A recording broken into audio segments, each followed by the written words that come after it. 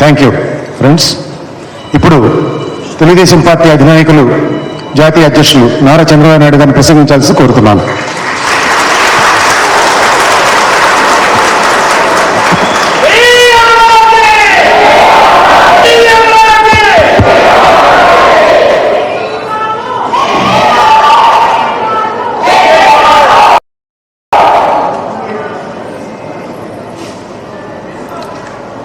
సభాధ్యక్షులు ఆలపాటి సురేష్ గారు, ఈరోజు అమరావతి వివాదాలు వాస్తవాలు అనే పుస్తకం ద్వారా వాస్తవాల్ని ప్రపంచానికి తెలియజేయడానికి వచ్చినటువంటి ఒక మంచి పుస్తకం ఇది. చరిత్రలో చాలా వచ్చాయి, కానీ ఇటీవల కాలంలో ఆ అపోహలన్నీ తొలగించడానికి, వాస్తవాలు ప్రజలకు తెలియజేయడానికి ఈ పుస్తకం రాసినటువంటి రచయిత కందుల రమేష్ గారు, బీజేపీ రాష్ట్ర మాజీ అధ్యక్షులు సీనియర్ నాయకులు కన్నా లక్ష్మణ్ గారు, కాంగ్రెస్ పార్టీ రాష్ట్ర వర్కింగ్ కమిటీ అధ్యక్షులు తులసిరెడ్డి గారు, సిపిఐ కార్యదర్శి గౌరవనీయులు రామకృష్ణ గారు, జనసేన ప్రధాన కార్యదర్శి గౌరవనీయులు బోనబోయిన శ్రీనివాసరావు గారు, అమరావతి పరిరక్షణ సమితి అధ్యక్షులైనటువంటి శివారెడ్డి గారు, అమరావతి పరిరక్షణ సమితికి సంబంధించిన తిరుపతిరావు గారు, ఆంధ్రప్రదేశ్ పరిరక్షణ సమితి కొలికపూడి శ్రీనివాసరావు గారు, అమరావతి జనసేన ఐకాస అధ్యక్షులు బాలకోటయ్య గారు, ఈరోజు ఈ కార్యక్రమానికి వచ్చేసిన అమరావతి రైతులకి, అదే మరి రాష్ట్రం మొత్తం కూడా ఈ కార్యక్రమాన్ని తిలకిస్తున్నటువంటి ప్రజలందరికీ పేరు పేరున మనస్ఫూర్తిగా నా నమస్కారాలు, అభినందనలు, శుభాభినందనలు. నేను చాలా మీటింగుల్లో పార్టిసిపేట్ చేస్తాం, కానీ ఈరోజు కీన్గా ఇక్కడుండే వక్తలందరూ కూడా ఏమేమి మాట్లాడుతున్నారో ఒక్కసారి విన్నాను. దానికి కూడా కారణం వివిధ రాజకీయ పార్టీ నాయకులు ఇక్కడున్నాం. ఇప్పుడే రామకృష్ణ గారు చెప్పారు, ఈరోజు మనం ఏవైతే మాట్లాడుతున్నామో ఆ పార్టీకి సంబంధించిన విషయాలు. ఇప్పుడే జనసేన మాట్లాడినప్పుడు మా పార్టీ అధ్యక్షులు కూడా చెప్పమన్నారు, పూర్తిగా అమరావతి పోరాటం కోసం పోరాటం చేసే రైతులందరికీ సంఘీభావంగా ఉంటామని వారి మాటగా వారు చెప్పారు. రామకృష్ణ గారు చెప్పారు, మేము ఇప్పుడే కాదు 52లో కూడా 53లో కూడా అమరావతి ఇక్కడే గుంటూరు విజయవాడలోనే రాజధాని ఉండాలని కోరుకున్నాం. మొదటి నుంచి కూడా మేము సపోర్ట్ చేస్తున్నాం. మా నేషనల్ కౌన్సిల్ కూడా దీన్ని సపోర్ట్ చేస్తున్నాం అని చెప్పి చాలా స్పష్టంగా వారు చెప్పారు. తులసిరెడ్డి గారు, మా రాహుల్ గాంధీ గారు చెప్పమన్నారు, మేము చెప్తున్నాం, మా పార్టీ పూర్తిగా మీకు సంఘీభావంగా ఉంటామని వారు చెప్పారు. ఇంకో పక్క దేశాన్ని పరిపాలిస్తున్నటువంటి పార్టీ భారతీయ జనతా పార్టీ ఈరోజు లక్ష్మణ్ గారు చెప్పారు, తిరుపతిలో స్పష్టమైన ఆదేశాలు మాకు అమిత్ షా గారు ఇచ్చారు, ఈ ఉద్యమంలో మేము కూడా భాగస్వాములు అవుతామని వారు కూడా చెప్పారు. ఇవన్నీ ఒకసారి అధ్యయనం చేసుకుంటే ఇక అమరావతి పోరాట సమితి పోరాటం చేసే మీరు, మీ మనోభావాలు నాకు అర్థమవుతాయి. కానీ ఇక్కడ ఒకసారి ఏ రాజకీయ పార్టీ కూడా, ఏ వ్యక్తి కూడా శాశ్వతం కాదు. మనం చేసే పనులు శాశ్వతం. ఈ విషయం ప్రతి ఒక్కరూ గుర్తుపెట్టుకోవాల్సిన అవసరం ఉంది. మనం మంచి పని చేస్తే దాని ప్రభావం సమాజం పైన ఉంటుంది. మనం చెడు పని చేసినా దాని ప్రభావం కూడా సమాజం పైన ఉంటుంది. ఈరోజు మిగిలిన నాయకులు కూడా చాలా మంది మాట్లాడారు. ఎందుకంటే ఒకసారి రాజకీయాల్లో ఉండే మనం కానీ సమాజం కోసం పనిచేసే వ్యక్తులు కానీ మనందరూ కూడా గుర్తుపెట్టుకోవాల్సింది, మనం చేసే పనుల వల్ల బయట ప్రపంచం ఓట్లేశారా లేకపోతే మనకు రాజకీయ లబ్ధి వచ్చిందా అనే దానికంటే మనందరికీ కూడా ఒక ఆత్మ ఉంటుంది, మనకు ఒక కాన్షియస్నెస్ ఉంటుంది. అది చాలా ముఖ్యం, ఎప్పటికెప్పుడు గుర్తు చేస్తూ ఉంటుంది. ఇప్పుడే నేను లక్ష్మణ్ గారితో మాట్లాడుతూ ఒక మాట అన్నా. లక్ష్మణ్ గారు 2004 నుంచి మీరు మంత్రిగా ఉన్నారు 10 సంవత్సరాలు. ఎప్పుడైనా రాజశేఖర రెడ్డి గారికి అమరావతిని హైదరాబాద్ని ఎందుకు అభివృద్ధి చేయాలి లేకపోతే ఈ అభివృద్ధి ఆపేయకూడదా అని ఎప్పుడన్నా ఆలోచన వచ్చిందా, ఎక్కడన్నా చర్చ జరిగిందని అడిగాను. ఎందుకంటే అప్పట్లో లక్ష్మణ్ గారు రాజశేఖర రెడ్డి గారితో చాలా క్లోజ్గా ఉండేవారు. ఎప్పుడు ఆ చర్చ రాలేదు. మేము వీలైనంత వరకు 10 సంవత్సరాలు మేము భాగస్వాములయ్యాను తప్ప ఇంకోటి కాదని లక్ష్మణ్ గారు చెప్పారు. దీన్ని బట్టి మనం గుర్తుపెట్టుకోవాల్సింది, నేను ఆ రోజు ప్రారంభించాను కాబట్టి రాజశేఖర రెడ్డి గారు కానీ ఆపేసుంటే ఈరోజు హైదరాబాద్ ఉండేది కాదు. నేను ప్రారంభించిన కొన్ని కార్యక్రమాలు చేశాను, కొన్ని కాన్సెప్ట్లు తయారు చేశాను. ఆ రోజు హైదరాబాద్లో మీరు చూస్తే ఎయిర్పోర్ట్కి 5,000 ఎకరాలు భూమి కొన్నాం, ప్లాన్స్ తయారు చేశాం. అంతవరకు పూర్తయిన తర్వాత రాజశేఖర రెడ్డి వచ్చాడు, ఫౌండేషన్ వేసింది రాజశేఖర రెడ్డి వేశాడు, ఆ ప్లాన్స్ అన్ని అమలు చేసింది రాజశేఖర రెడ్డి అమలు చేశారు. కాబట్టి ఈరోజు హైదరాబాద్ ఎయిర్పోర్ట్ చూస్తే శంషాబాద్ని ప్రపంచంలోనే ఒక బ్రహ్మాండమైన ఎయిర్పోర్ట్గా తయారయ్యే పరిస్థితి వచ్చింది. ఆ రోజు ఔటర్ రింగ్ రోడ్డు కూడా నేను కాన్సెప్ట్ క్రియేట్ చేసి అలైన్మెంట్ ఇవన్నీ తయారు చేసి దానికి ఒక రూపురేఖలు ఇచ్చాం. దాన్ని కూడా ఎక్కడ ఆపకుండా ఆ తర్వాత వచ్చిన 3-4 గవర్నమెంట్లు కూడా అన్ని కూడా దాన్ని పూర్తి చేశాయి. అందుకే ఈరోజు 25 సంవత్సరాల్లో హైదరాబాద్ నగరం ఒక మహానగరంగా తయారైందంటే అందరి సహకారంతోనే అయ్యింది. ఓసారి ఒక ఆలోచన వస్తుంది, ఆ ఆలోచనని ప్రారంభిస్తాం, కానీ ఆ ఆలోచనను కూడా ఎక్కడ కూడా విధ్వంసం చేయకుండా పరిరక్షిస్తూ ముందుకు దూసుకుపోవడం అనేది ఓసారి కలిసి వచ్చే అంశం. అలాంటిది చాలాసార్లు నేను అంటూ ఉంటాను. హైదరాబాద్లో ఎయిర్పోర్ట్లో దిగితే నా పేరు చెప్పకపోవచ్చు, మర్చిపోవచ్చు. ఎయిర్పోర్ట్లో లేకపోతే రోడ్డు మీదకి వస్తే ఔటర్ రింగ్ రోడ్లు తిరిగే వాళ్ళందరూ నన్ను గుర్తుపెట్టుకోకపోవచ్చు. నాకంటూ ఒక మనస్సు ఉంది, ఆ మనస్సాక్షిగా ఎప్పుడు గుర్తుంటుంది. అది నాకు సాటిస్ఫాక్షన్, ఒక తృప్తి, ఒక ఆనందం. దీనివల్ల ఈ ప్రాంతం అభివృద్ధి అయిందనేది ఒక సాటిస్ఫాక్షన్ ఇచ్చే అంశం. అదేవిధంగా మనం ఒకసారి ఆలోచిస్తే చాలామంది మీరందరూ ఉన్నారు, కాన్సెప్ట్లు అందరూ మాట్లాడారు, వాస్తవాలు అందరూ మాట్లాడారు, చాలా ఎఫెక్టివ్గా కూడా చెప్పారు. నేను ఆ విషయాలకు పోవడం లేదు. నేను ఆ రోజు ఒకే విషయం ఆలోచించాను. ఈరోజు మనందరం కూడా చాలామంది నన్ను విమర్శించారు కూడా, మీరు హైదరాబాద్ని అభివృద్ధి చేశారు కాబట్టి ఈరోజు రాష్ట్రం విడిపోయే పరిస్థితి వచ్చింది, మీరు అభివృద్ధి చేయకపోయింటే విడిపోయే పరిస్థితి వచ్చింది కాదని కూడా చాలామంది విమర్శించే సందర్భాలు ఉన్నాయి. కానీ నేను ఆలోచించింది, హైదరాబాద్ అభివృద్ధి కావాలి, హైదరాబాద్తో సమానంగా విశాఖపట్నం అభివృద్ధి కావాలి, విజయవాడ కావాలి, తిరుపతి కావాలి, వరంగల్ కావాలని ఆలోచించాను. అవి కూడా అభివృద్ధి అయిందేటేమో, ఇప్పుడు కూడా అభివృద్ధి అవుతాయి. అదే విషయాలు ఇక్కడికి వచ్చినప్పుడు ఏదైతే రాజధానిలో నగరం ఆ రోజు నాకు బాగా జ్ఞాపకం ఉంది. ఇక్కడుండే నాయకులందరం ఆలోచించాం. బాధపడిన వాళ్ళు ఉన్నారు, పోరాడిన వాళ్ళు ఉన్నారు.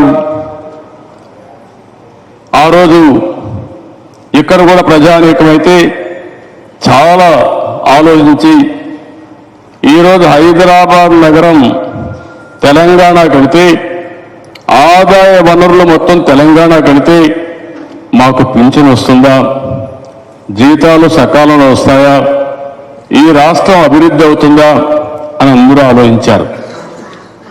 అప్పుడు నాకు అనిపించింది హైదరాబాద్ని అభివృద్ధి చేసిన ఒక అనుభవం ఉంది, అందుకేనేమో నాకు ప్రజలు ఓట్లేశారు. ఎన్ని ఇబ్బందులున్నా మళ్ళీ ఒక నగరాన్ని నిర్మించాలన్నా, రాష్ట్రాన్ని అభివృద్ధి చేయాలన్నా మీరే సమర్థులని ఆ రోజు నన్ను నమ్మి తెలుగుదేశం పార్టీకి ఓట్లేశారు. అది నాకు ఎప్పటికప్పుడు జ్ఞాపకం ఉంది. అందుకే ఆలోచించినప్పుడు ఒక మార్గాన్ని ఎతికాను. నాకు కూడా తెలుసు హైదరాబాద్ నగరాన్ని అభివృద్ధి చేసేటప్పుడు 2 నగరాలు ఉన్నాయి, హైదరాబాద్, సికింద్రాబాద్. 3వ నగరాన్ని ఎక్స్పాన్షన్లో వెళ్ళాం. ఎప్పుడు కూడా వాస్తు ప్రకారం నార్త్లో వెళ్తాం కానీ సౌత్లో వెళ్ళాం, వెస్ట్లో వెళ్ళాం, ఈస్ట్లో వెళ్తూ ఉంటాం. హైదరాబాద్ నగరాన్ని ఎక్స్పాన్షన్ సైబరాబాద్ ఆ సైడ్ వెళ్ళాం. ఇది సాధ్యం కాదని వాళ్ళు ఉన్నారు. కానీ సైబరాబాద్ నగరాన్ని నిర్మాణమే చేయడమే కాకుండా ఆ పేరు కూడా నేను పెట్టడమే కాకుండా కడాన బిల్ క్లింటన్ వచ్చినప్పుడు ఆ రోజునే ఆ పేరు పెట్టి నామకరణం చేశాం. అది ప్రపంచం మొత్తం కూడా ఒక తృప్తినిచ్చే అంశంగా తయారైంది. ఇక్కడికి వచ్చినప్పుడు అక్కడ హైదరాబాద్ ల్యాండ్స్ ఉన్నాయి, మీరు ఆ విషయం గుర్తుపెట్టుకోవాలి. నేను ఏ ప్రాంతంలో అయితే ఆలోచించానో ఆ ప్రాంతంలో ప్రభుత్వ ల్యాండ్స్ చాలా ఉన్నాయి. నేను చేసిందంతా కూడా ప్రభుత్వం యొక్క ల్యాండ్స్ ఉపయోగించి మొట్టమొదటిసారిగా ఒక హైటెక్ సిటీ కట్టాను. రాజకీయాలను విమర్శించుకుంటాం, వారి అభిప్రాయాలు చెప్తాం. కానీ ఒకసారి అభిప్రాయాలు చెప్పినా విమర్శించినా అభివృద్ధి జరుగుతా ఉంటే మనసులో అయినా సరే సాటిస్ఫాక్షన్ ఉంటుంది. నా ప్రాంతం అభివృద్ధి అయ్యింది, రాష్ట్రం అభివృద్ధి అయ్యింది, ఎవరో ఒకరు చేశారని చెప్పి అభివృద్ధి చేసినప్పుడు ఆనందం ఉంటుంది. ఆ విధంగా ఏదైతే ల్యాండ్ ఉందో ఆ ల్యాండ్ ఉపయోగించుకొని ఫస్ట్ హైటెక్ సిటీ బిల్డింగ్ కట్టాం. అది కూడా ప్రైవేట్ పబ్లిక్ పార్ట్నర్షిప్తో ప్రభుత్వం ఒక్క పైసా కూడా పెట్టకుండా ఎల్ఎన్టీ ద్వారా కట్టించాం. అక్కడి నుంచి అభివృద్ధి ప్రారంభమైంది. బిల్డింగ్ బై బిల్డింగ్ వచ్చాయి, దాన్ని ప్రమోషన్ చేశాం. ఈరోజు రాష్ట్రంలో వచ్చిన డబ్బులు హైదరాబాద్ నగరం కోసం ఎప్పుడూ ఖర్చు పెట్టలేదు. ఆ విషయం మనందరూ గుర్తుపెట్టుకోవాల్సిన అవసరం ఉంది. దానికోసం అభివృద్ధి అక్కడొచ్చిన డబ్బులతోనే ఖర్చు పెట్టడమే కాకుండా ఆ ఆదాయం పెంచుకుంటూ ముందుకు పోయాం. ఈరోజు తెలంగాణ అభివృద్ధికి పూర్తిగా సహకరించే నగరంగా హైదరాబాద్ తయారైంది. ఇప్పుడే కొంతమంది మాట్లాడారు. ఈరోజు ఒక Mumbai, Maharashtra per capital income పెరుగుతూ ఉంది. ఈరోజు ఒక చెన్నై, తమిళనాడు తలసరి ఆదాయం పెరుగుతూ ఉంది. ఈరోజు ఒక బెంగళూరు, కర్ణాటకకు ఆదాయం పెరిగింది. ఈరోజు ఒక హైదరాబాద్, తెలంగాణకు ఆదాయం పెరిగింది. ఎక్కడైనా సరే ప్రపంచంలో చెప్పిన నగ్న సత్యం, అర్బనైజేషన్, పట్టణీకరణ వల్ల ఆదాయం పెరుగుతుంది తప్ప గ్రామీణ ప్రాంతాల అభివృద్ధి కావాలి. కానీ గ్రామీణ ప్రాంతాల్లో ఉండే వాళ్ళు కూడా నియర్ బై టౌన్కి వెళ్ళి వాళ్ళ పిల్లల భవిష్యత్తు కోసం, చదువు కోసం ముందుకు పోయే రోజులు ఇవన్నీ. అందుకనే ఇవన్నీ ఆలోచించినప్పుడు, ఏం చేయాలని ఆలోచించినప్పుడు అమరావతి కాన్సెప్ట్ వచ్చినప్పుడు బాగానే ఉంది. అప్పుడు పేరు కూడా పెట్టలేదు, రాజధాని కోసమే ఆలోచించాం. నేను ఆలోచించిన తర్వాత 10 మందితో మాట్లాడినప్పుడు, 20 మందితో మాట్లాడినప్పుడు, 4-5 మీటింగ్లు అయినాక ఒక ఆలోచన వచ్చింది. ఆ ఆలోచనే ఇక్కడుండే రైతాంగాన్ని అడుగుదాం, రైతులు ముందుకొస్తే రైతులే భాగస్వామిగా ఒక రాజధాని కడదామని ఆ రోజు ఒక సంకల్పం. ఇది ఒక సంకల్పం మాత్రం, ఇది ఆచరణ సాధ్యమా కూడా నాకు కూడా తెలియదు. నేను 4-5 సార్లు నా క్యాబినెట్లో మాట్లాడిన తర్వాత కొంతమంది ఇక్కడ ఇన్ఫ్లుయెన్షియల్ ఉన్నారు రైతులు, ఆదర్శ రైతులు, వాళ్ళు రమ్మన్నాను. 2-3 మీటింగ్లు ఉన్నాయి. ఇక్కడ కూడా రైతుల్లో అన్ని కులాలు ఉన్నాయి. రైతుల్లో అన్ని రాజకీయ పార్టీలు ఉన్నాయి. ఆ విషయం కూడా మనం గుర్తుపెట్టుకోవాల్సిన అవసరం ఇక్కడ ఒక తెలుగుదేశం పార్టీ లేదు. ఇప్పుడు కూడా మొన్న కూడా నేను ఇంత డెవలప్ చేసి ఓడిపోయిన సీట్ ఏదంటే తాడికొండ ఓడిపోయింది. రాజధానిలో ఉండే తాడికొండ ఎస్సీ సీటైనా ఓడిపోయాం. నేను హైదరాబాద్ అభివృద్ధి చేస్తే నెక్స్ట్ ఎలక్షన్లో 2004లో ఖైరతాబాద్ ఓడిపోయాం. కాబట్టి అభివృద్ధికి ఎన్నికలకు సంబంధం లేదు. కానీ మనం చేసిన పనులు మాత్రం శాశ్వతంగా ఉంటాయి. మనకు ఒక సాటిస్ఫాక్షన్ ఉంటుంది. జరిగింది అది. ఇక్కడ నేను అది ఆలోచించినప్పుడు వాళ్ళు వస్తే ఒక 4-5 మీటింగుల్లో మాట్లాడాను. మాట్లాడిన తర్వాత ఒకరొకరు చెప్పిన తర్వాత అందరి అభిప్రాయాలు విన్న తర్వాత సూత్రప్రాయంగా మీరు కానీ మాకు అనుకూలంగా ఇవ్వగలిగితే ప్యాకేజ్ కానీ కాంపన్సేషన్ కానీ ఇవ్వగలిగితే మేము కూడా ఆలోచిస్తామని చెప్పిన తర్వాత దానికి నెంబర్ ఆఫ్ మీటింగ్స్ పెట్టుకొని ఫైనల్గా ప్రపంచంలో ఎక్కడా జరగని విధంగా ల్యాండ్ పూలింగ్ కాన్సెప్ట్ తీసుకొచ్చిన ఘనత ఆ రోజు ఇక్కడుండే రైతాంగానికి దక్కింది. దాతలు మీరు అక్కడి నుంచి ప్రారంభమైంది. దేనికంటే ఎవరు మాట్లాడినా 53 నుంచి 2 కూడా గుంటూరుకు విజయవాడకు మధ్యలో ఉండాలి. రెండోది ఇప్పుడే మిత్రులు మాట్లాడి చాలా స్పష్టంగా చెప్పారు. ఇచ్చాపురం నుంచి కడాన మంత్రాలయం లేదంటే కుప్పం అవన్నీ కూడా ఇది చేస్తే రెంటికి సమానంగా ఉండే ఏకైక ప్రదేశం కృష్ణా నది ఒడ్డు. ఎక్కడి నుంచి లెక్కేసుకోండి. 12 పార్లమెంట్లు ఒక సైడు, 12 పార్లమెంటు ఒక సైడు, 13వ పార్లమెంటు గుంటూరు. డిస్టెన్స్ కూడా ఎగ్జాక్ట్గా అదే డిస్టెన్స్ వస్తుంది. ఇక్కడ ఒక కమ్యూనిటీ కోసం లేకపోతే ఇంకొకరి కోసంగా హైదరాబాద్ అభివృద్ధి చేశానంటే నేను రాయలసీమ నుంచి వచ్చా. ఇక్కడ కూడా నేను చూసా. ఇక్కడ ఉంటే 3 రాయలసీమ వాళ్ళు ఉన్నారు. ఇక్కడ తులసిరెడ్డి రాయలసీమ కడప, రామకృష్ణ అనంతపూర్, నేను చిత్తూరు. అంటే ఆ రోజు నేను అభివృద్ధి చేయాలంటే తిరుపతిని అభివృద్ధి చేయాలి.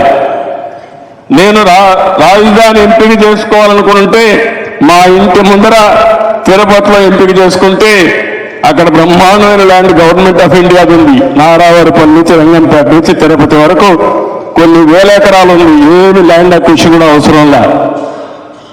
కానీ అది కాదు, నేను శాశ్వతం కాదు, నవ్యాంధ్రప్రదేశ్ రాజధాని శాశ్వతం. ఆ రాజధాని సెంట్రల్ ప్లేస్ లో ఉండాలని ఆలోచించారు. దానికి సహకరించింది రైతులు సహకరించారు. నేను ఒకప్పుడు నేను సీఎం అవుతానని 95లో నేను ఎక్కడికి వెళ్ళానంటే అమెరికాకి వెళ్ళాను. అమెరికాకి వెళ్ళి హైటెక్ సిటీ ఫౌండేషన్ వేసిన తర్వాత మొత్తం అన్ని కంపెనీలను కలిసి మీరు మా హైదరాబాద్కి రండి, ఐటీ కంపెనీ పెట్టండి, మా దగ్గర బ్రహ్మాండమైనటువంటి యువకులు ఉన్నారు, ఐటీలో మేము అందరికంటే మేటిగా ఉన్నామని ఆ రోజు చెప్పా. ఈసారి నేను వెళ్ళింది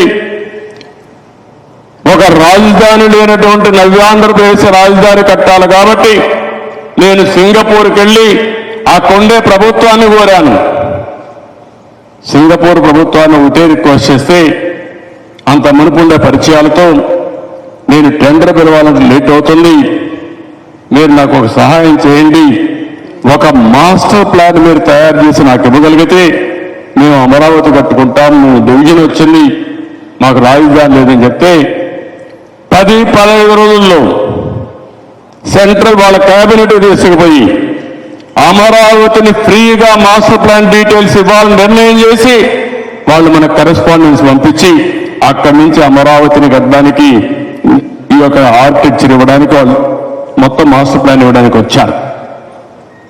ఆ మాస్టర్ ప్లాన్ ఉపయోగించుకోవడం మన ఆలోచన. ఇక్కడ కూడా మీరు గుర్తుపెట్టుకోవాల్సింది, హైదరాబాద్ లో భూమి ఉంది, ఇక్కడ మీరిచ్చిన భూమి మొత్తం 1 ఎకరా ఇస్తే 5,000 స్క్వేర్ యార్డ్స్ తీసుకుంటే 1,000, 1,200, 1,400 తిరిగి మీకు ఇచ్చాం. అది కూడా కొంత ఇండ్లకి ఇచ్చాం, కొంత షాపింగ్కి ఇచ్చాం, కమర్షియల్ ఇచ్చాం. అదే మరి ఇక్కడ కొంతమంది అసైన్మెంట్ ల్యాండ్స్ ఉంటే వాళ్ళకు కూడా ఇచ్చాం. అందరితో మాట్లాడిన తర్వాత అందరి ఆమోదయోగ్యంతో కట్టాం. పేదవాళ్ళందరికీ స్పెషల్గా పింఛన్లు ఇచ్చాం. ప్రతి ఒక్క రైతుకు 10 సంవత్సరాల యాన్యుటీ ఇచ్చాం. 10 సంవత్సరాల వరకు మీరు అమ్ముకోవాలంటే అమ్ముకోండి, మీకు ఇష్టం లేకపోతే మీరు ఇక్కడే పెట్టుకోండి, ఈ డబ్బులతో మీ పిల్లలు చదివించుకోండి, 10 ఏళ్ల తర్వాత అభివృద్ధి చేయమని చెప్పాం. ఈరోజు 8 ఏళ్ళు అయిపోయింది, 9వ సంవత్సరం. ఈరోజు చూస్తే ఎంత బాధేస్తుందంటే పచ్చని పొలాలు మీరు ఇచ్చి ఈరోజు 1000 రోజులుగా మీరందరూ రోడ్డెక్కి ఆందోళన చేస్తున్నారంటే ఇది ప్రపంచంలో ఎక్కడా జరిగుండదు. అది ఒక్క అమరావతి రైతాంగమే చేయగలిగారు, పోరాటం చేయగలిగారు. మీ పోరాటానికి మనస్ఫూర్తిగా అభినందిస్తున్నాం. మా అందరికంటే మీది ఒక దృఢ సంకల్పం, ఒక ఉక్కు సంకల్పంతో పోరాడారు. మీకు చాలా అవమానాలు జరిగాయి. ఏ వ్యక్తి అయినా సరే ఇంట్లో ఆడవాళ్ళుంటే ఆడవాళ్ళ పట్ల ఆ విధంగా ప్రవర్తించకూడదు. మీరేం పని లేకుండా రాలా, మీ ఆస్తినిచ్చి తరతరాలుగా వారసత్వంగా వచ్చిన భూముల్ని రాజధాని కోసం మీరు త్యాగం చేసి నానా మాటలు పుచ్చుకునే పరిస్థితి వచ్చారు, నానా విధాలుగా తిట్టించుకునే పరిస్థితికి వచ్చారు, అవమానాలు భరించారు. ఈరోజు మళ్ళీ లేదు, ఇది మా హక్కు, మాకు న్యాయం జరగాలని పోరాటానికి రోడ్లు ఎక్కారంటే అది మనందరం గుర్తుపెట్టుకోవాల్సిన, రాష్ట్ర ప్రజానికం గుర్తుపెట్టుకోవాల్సిన అవసరం ఉంది. ఇప్పుడే నేను సురేష్ గారిని అడుగుతున్నా, సురేష్ గారు ఎక్కడైనా 1000 రోజుల ఆందోళన ఎక్కడన్నా జరిగిందా అని అడిగాను. నాకు తెలిసి ఎక్కడా లేదండి అని అన్నాడు ఆయన. అంటే రేపు 12వ తారీఖుకి 1000 రోజుల ఆందోళన చేసిన ఏకైక ఉద్యమం ఈ అమరావతి రైతు ఉద్యమం. ఇంకో పక్కన చూస్తే ఏదో ఒక ప్రాంతంలో ఉండి ఉద్యమం చేయడం కాదు, ఇక్కడి నుంచి న్యాయస్థానం నుంచి దేవస్థానానికి వెళ్ళారు. మళ్ళీ ఈరోజు ఇక్కడి నుంచి శ్రీకాకుళం వెళ్ళే పరిస్థితికి వచ్చారు, అరసు వెళ్ళే పరిస్థితి వచ్చారు.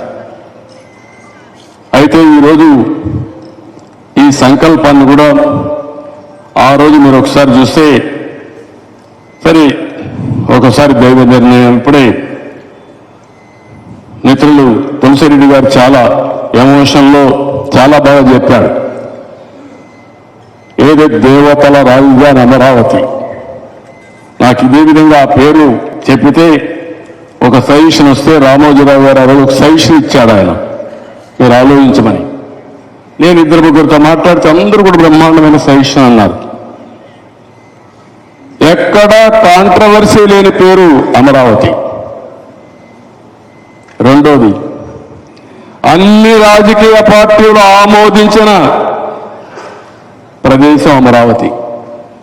అదే వైఎస్ఆర్ కాంగ్రెస్ అన్నాడు అసెంబ్లీలో, మాకేం అబ్జెక్షన్ లేదు, విజయవాడ గుంటూరు మధ్యలో ఎక్కడ 30,000 ఎకరాలు ఉంటే అక్కడ మీరు పెట్టండి అంటే ఈరోజు 54,000 ఎకరాలు ప్రభుత్వ భూమి మీరిచ్చిన భూమితో ఇక్కడ భూసేకరణ జరిగిందంటే ఆయన చెప్పిన దానికంటే ఇంకొక 24,000 ఎకరాలు ఎక్కువ వచ్చింది. నేను అడుగుతున్నా, ఇప్పుడు ఆ రోజు ఎందుకు సహకరించారు? ఆ రోజు కూడా అధికార వికేంద్రీకరణ కోసం నేను పెట్టాను.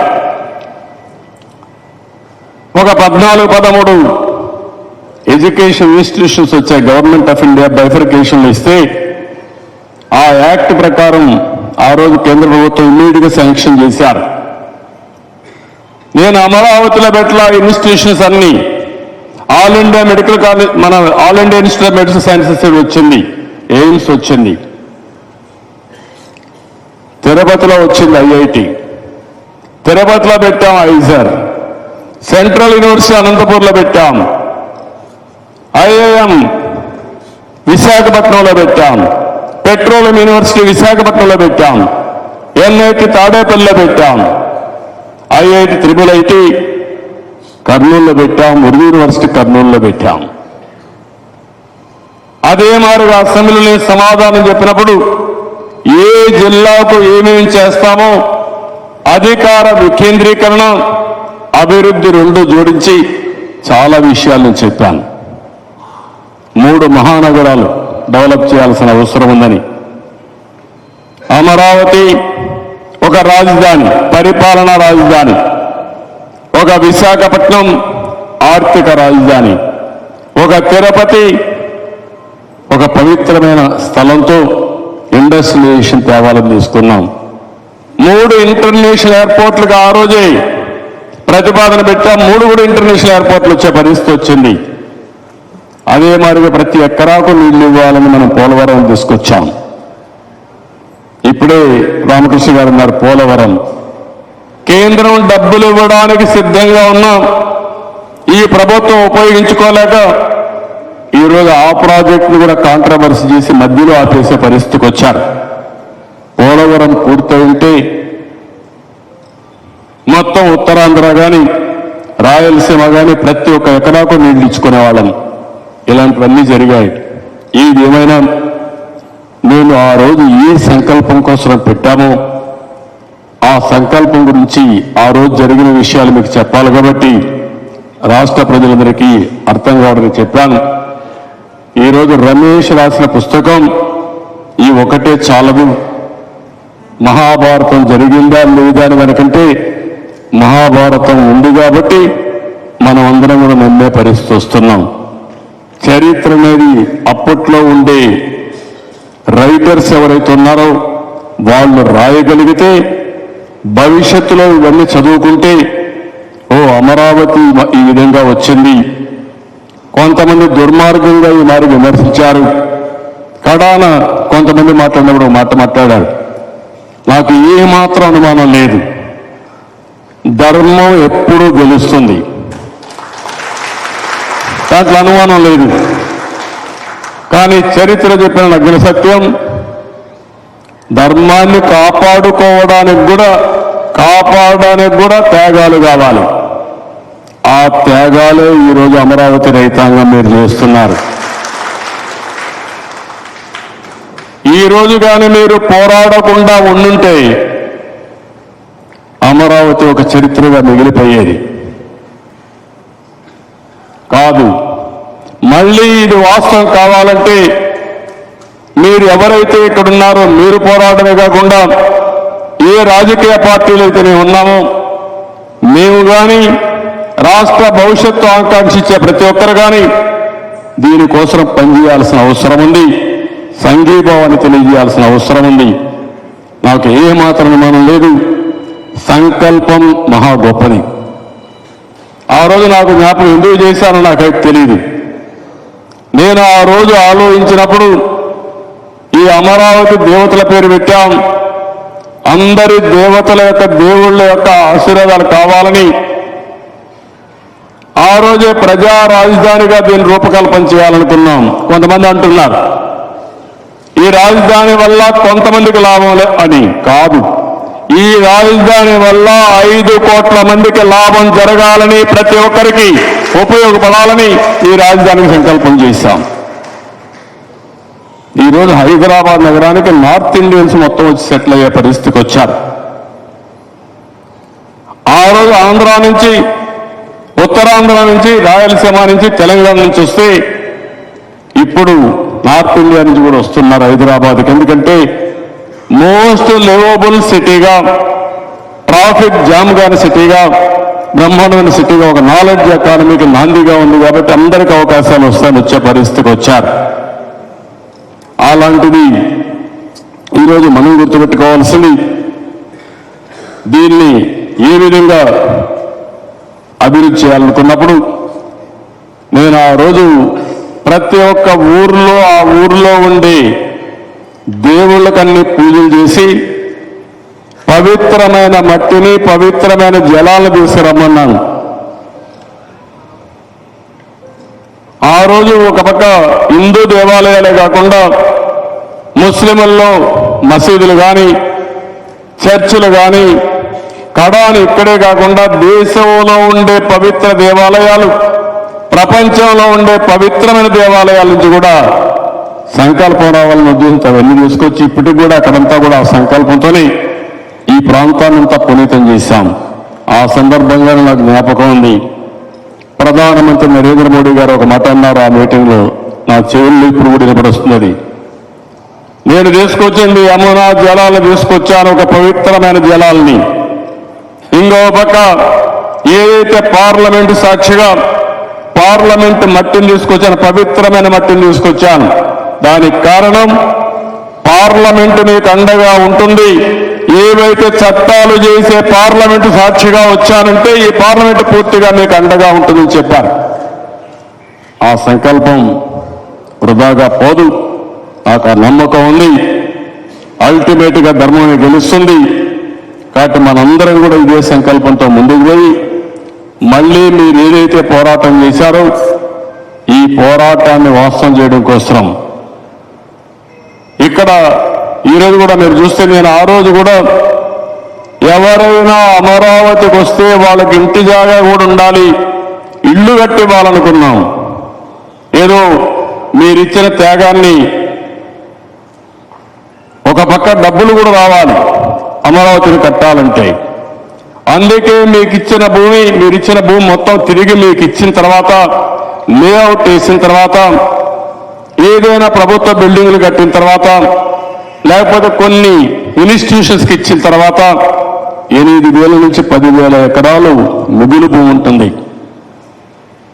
కోకాపేట నాకు బాగా జ్ఞాపకం. నేను హైదరాబాద్ కట్టినప్పుడు 20,000, 30,000, 50,000 ఎకరా అక్కడ. అంతవరకు దానికి విలువ లేదు అక్కడ. అంటే అవన్నీ కూడా అవుట్స్కర్ట్స్లు ఎక్కడో ఉంటాయి, నీళ్లు కూడా లేవు. కాబట్టి మొన్న ఆక్షన్ వేస్తే 60 కోట్లకు పోయింది. 60 కోట్లు, 70 కోట్లు ఒక ఎకరా. అంటే మనం గుర్తుపెట్టుకోవాల్సింది, ఇక్కడ 10,000 ఎకరాలు రఫ్గా ఉంటే ఆ రోజే అమరావతిలో 10 కోట్ల రూపాయలు ఎకరా అమ్మే పరిస్థితికి వచ్చింది. ఆ 10 కోట్లు కానీ 20 కోట్లు అయితే ఈరోజు 2 లక్షల కోట్లు, 30 కోట్లు అయితే 3 లక్షల కోట్లు. దీనివల్ల ఒక వ్యక్తికి లాభం కాదు, సమాజానికి లాభం, సంపద సృష్టించే విధానం అది. ఈరోజు హైదరాబాద్ వల్ల నాకేం వస్తుంది, నాకు భూములు లేవు కాబట్టి ఎందుకు హైదరాబాద్ను అభివృద్ధి చేయాలని ఆలోచించుంటే నేను హైదరాబాద్ను అభివృద్ధి చేసేవాడిని కాదు. నా కోసరం కాదు, తెలుగు జాతికి ఒక సంపద సృష్టించాలనే ఉద్దేశంతో హైదరాబాద్ నిర్మాణం జరిగింది. ఎంతో మంది వెళ్ళారు అక్కడికి. కడాన మీరు చూస్తే రియల్ ఎస్టేట్ వ్యాపారం దగ్గర నుంచి, ఐటీ ఉద్యోగాల దగ్గర నుంచి, అదే మరిగా కొంతమంది పాసి పనులు చేసుకోవడానికి కూడా హైదరాబాద్కి వెళ్ళారు. ఇప్పుడు కూడా ఎవరన్నా బిల్డింగ్ కడితే ఆ బిల్డింగ్ పనిచేసే వాళ్ళు చూస్తే ఏ విజయనగరం, శ్రీకాకుళం నుంచి వస్తున్నారంటే వాళ్ళకు కూడా ఉపాధి కలిగించే నగరంగా హైదరాబాద్ పనిచేసే పరిస్థితికి వస్తూ ఉంది.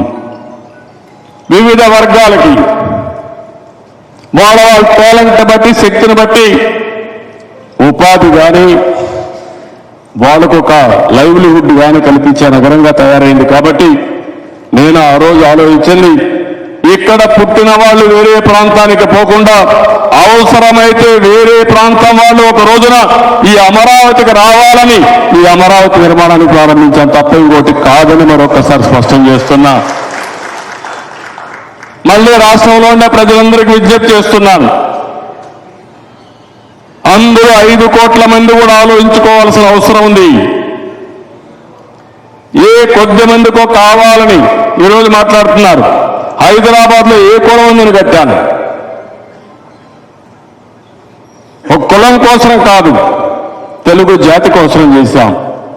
ఓసారి ఆనందం కూడా ఈరోజు ఈ సందర్భంగా వచ్చింది గారు చెప్తున్నాం. హైదరాబాద్ని 25 ఏళ్ల కంటే ముందు ఒక నాలెడ్జ్ ఎకానమీ రావాలి, భవిష్యత్తు నాలెడ్జ్ ఎకానమీకి ఉంటుంది. అందుకనే హైటెక్ సిటీ కట్టాం, సైబరాబాద్ నిర్మాణం చేశాం, ఐటీకి ప్రాధాన్యత ఇచ్చాం. రైతు పిల్లలు కూడా ఐటీ ఉద్యోగాలు చేయాలంటే చాలా మంది ఎగతాళి చేశారు.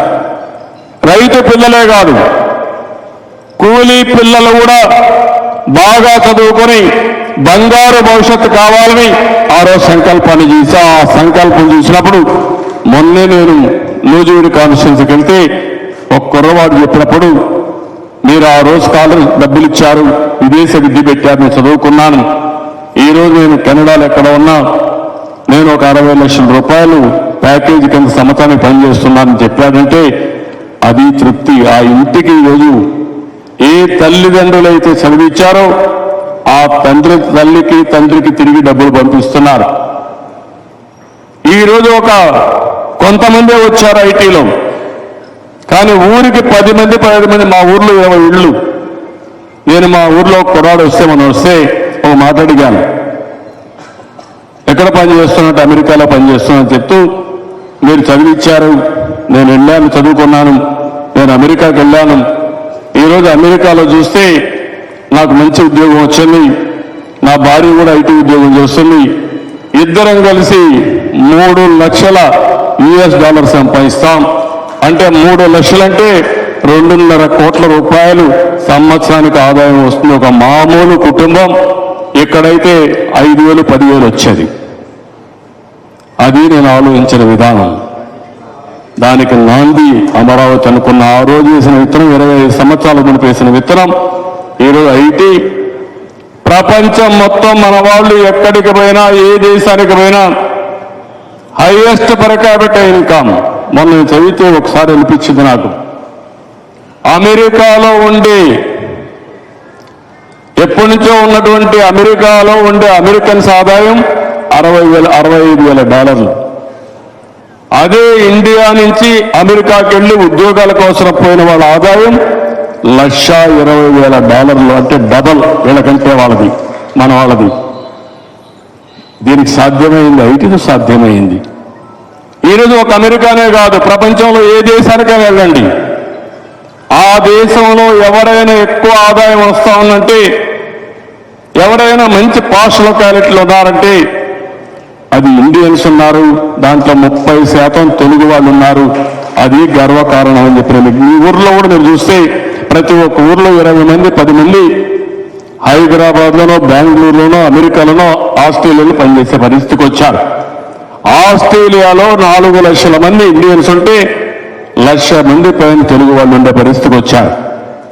ఇలాంటివన్నీ జరుగుతున్నాయి. ప్రపంచీకరణ వచ్చిన తర్వాత మన వాళ్ళు ఒక ఊర్లో ఉండడం కాదు, ప్రపంచంతో వెళ్ళారు.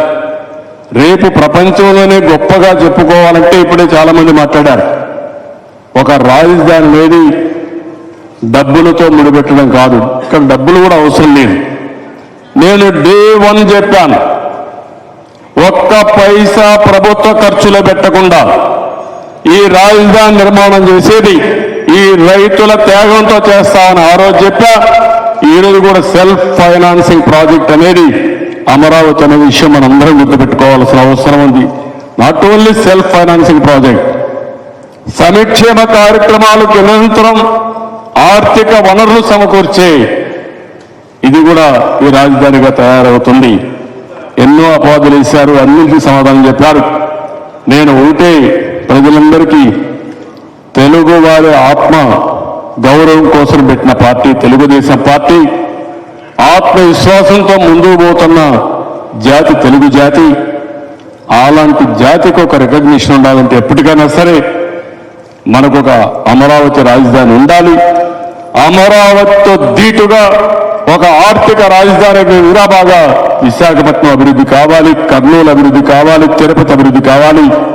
ఇదే తెలుగుదేశం పార్టీ సిద్ధాంతం అని చెప్పి మరొక్కసారి మీ అందరికీ తెలియజేస్తూ, మీ పోరాటానికి పూర్తిగా సహకారాన్ని అన్ని విధాల సపోర్ట్ కూడా ఎక్స్టెండ్ చేస్తూ మరొక్కసారి ఈరోజు ఈ అవకాశం ఇచ్చిన మీ అందరినీ కూడా మనస్ఫూర్తిగా అభినందిస్తూ అందరికీ నమస్కారాలు. జై హింద్, జై అమరావతి, జై అమరావతి, జై అమరావతి.